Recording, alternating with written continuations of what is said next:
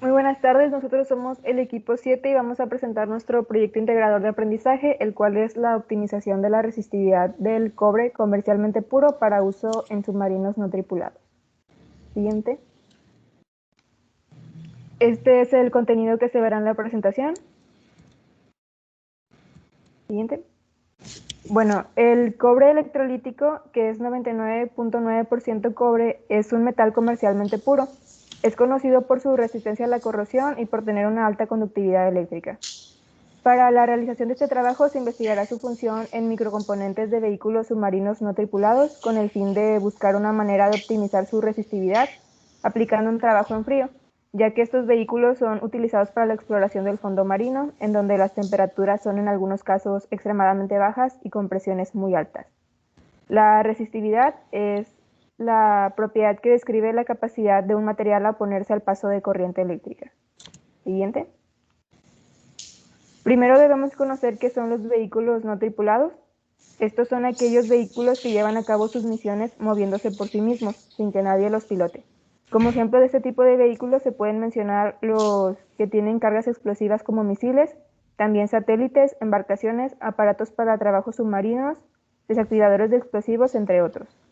Se pueden considerar 4 grandes grupos según la dimensión en la que operan, que son aéreos, de superficie, submarinos y terrestres. Siguiente. En este caso nos enfocaremos en vehículos submarinos no tripulados, que son capaces de operar bajo el agua sin ningún humano a bordo. Los más comunes son los que tienen forma de torpedo, su propulsión suele ser eléctrica y están equipados con distintos sensores.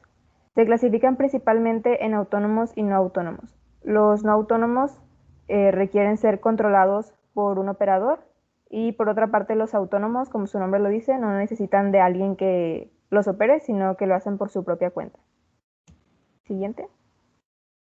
Historia del material. Bueno, el uso del cobre se remonta a miles de generaciones atrás, cuando en alguna parte se dejó de depender de las herramientas provenientes de piedra y se comenzó a utilizar este metal que abundaba en la naturaleza. El objeto más antiguo de cobre encontrado por los arqueólogos apareció en el norte del territorio del actual Irak, el cual es un pendiente fabricado aproximadamente en el año de 8700 a.C. Con el tiempo el cobre adquirió un gran valor al hacer uso de él en una combinación con el estaño, creando una aleación que determinó lo que la historia conoce como la Edad de Bronce. Siguiente.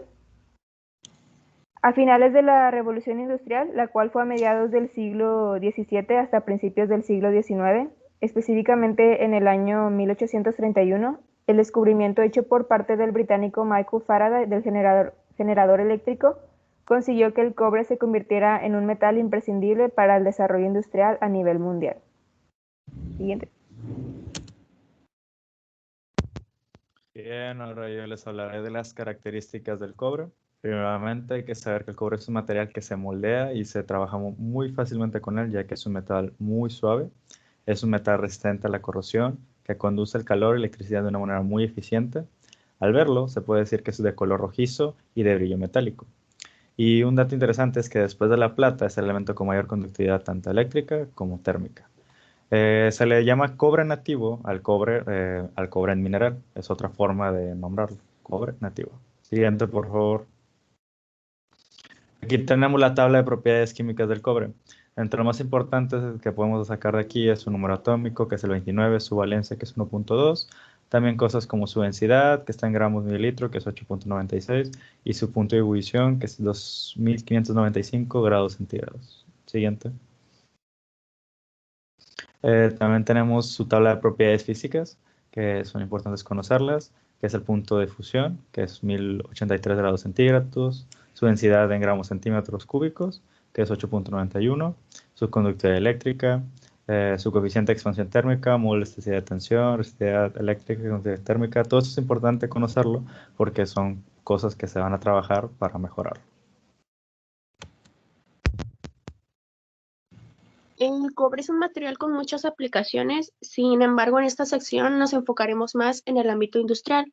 En el gráfico 1 se muestran las razones por las que las industrias se suelen decidir por utilizar el cobre para la fabricación de productos y está basado en una encuesta realizada por Copper Development Association Inc., que es una industria estadounidense especializada en cobre.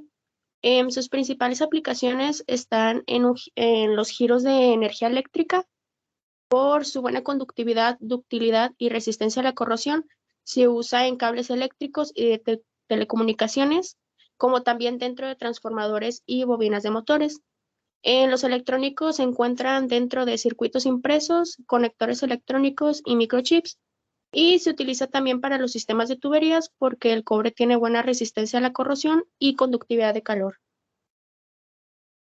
Siguiente, por favor. Okay.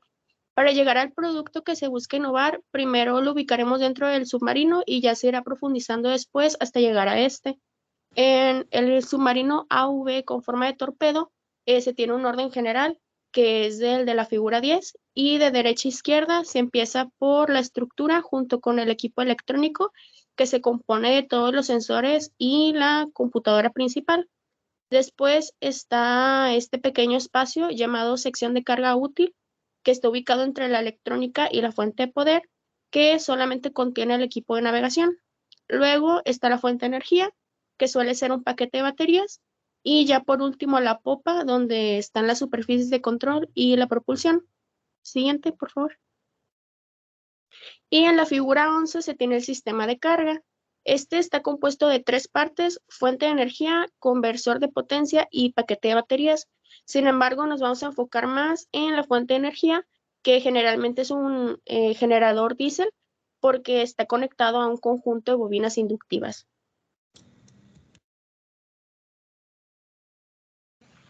La transferencia de energía desde la fuente de energía de superficie al submarino se da gracias al transformador de bobina coaxial lineal o LCWT que se presenta en la figura 13.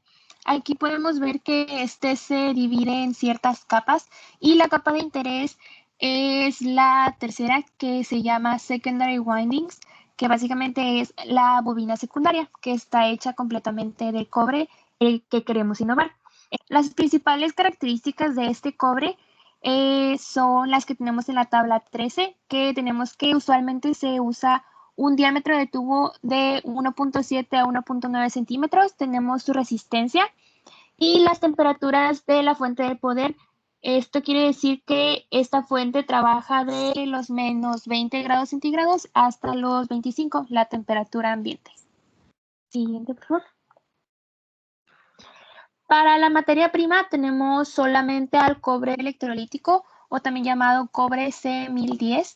Este cobre está compuesto de un 99.95% de cobre y 0.05% de oxígeno. Las características principales es, como ya hemos mencionado, que el cobre en sí es un excelente conductor, es muy maleable y esto permite que sea estirado, laminado, forjado o soldado. También se encontró que tiene propiedades criogénicas y que es resistente a la corrosión. Para las aplicaciones de este cobre electrolítico, tenemos que se usa para soldar accesorios y está presente en circuitos eléctricos. Aquí en la tabla 4 tenemos algunas propiedades del cobre C1100. Tenemos las principales, que son la conductividad eléctrica, resistividad eléctrica, resistencia a la tensión y el porcentaje de elongación, que son los que más nos importan para la mejora. Bueno, ahora el método de obtención. Por lo general, los metales SCA, en donde se clasifica el cobre, tiene la mejor respuesta al endurecimiento por medio del trabajo en frío. Y es por esto que se utiliza este método para su uso sobre otros procesos en este material específico. El método es sencillo y consiste en 2 procesos. Un primero en el que se le aplicará trabajo en frío al material y un segundo en el que se someterá a un recocido de alivio de esfuerzo. El trabajo en frío es eficaz para moldear materiales metálicos mientras se incrementa el número de dislocaciones, y como se sabe teóricamente, el número de dislocaciones es lo que le da una mayor resistividad al material o a cierto material. Pero al darle demasiado trabajo en frío llega a un máximo de este tipo de trabajo que, si se sobrepasa, el material se vuelve quebradizo y al final se puede romper o fracturar. Y para ello se tiene el tratamiento térmico de recocido, el cual restaurará la resistencia a la fractura, entre otras propiedades, y regresa a su condición blanda y dúctil. Así el trabajo en frío puede continuarse y seguir aumentando la resistividad del material. Y estos dos procesos se pueden seguir turnando, el trabajo en frío y el recocido, tantas veces se necesite para llegar a un nivel de resistividad óptimo para cierto fin, que en este caso es el uso dentro de un transformador en submarinos.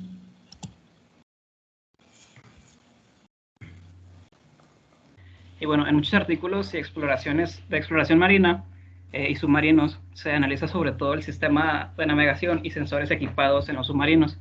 Y por lo general esto se diseña para probarse en softwares y ninguno fue llevado a la práctica. Siguiente, por favor.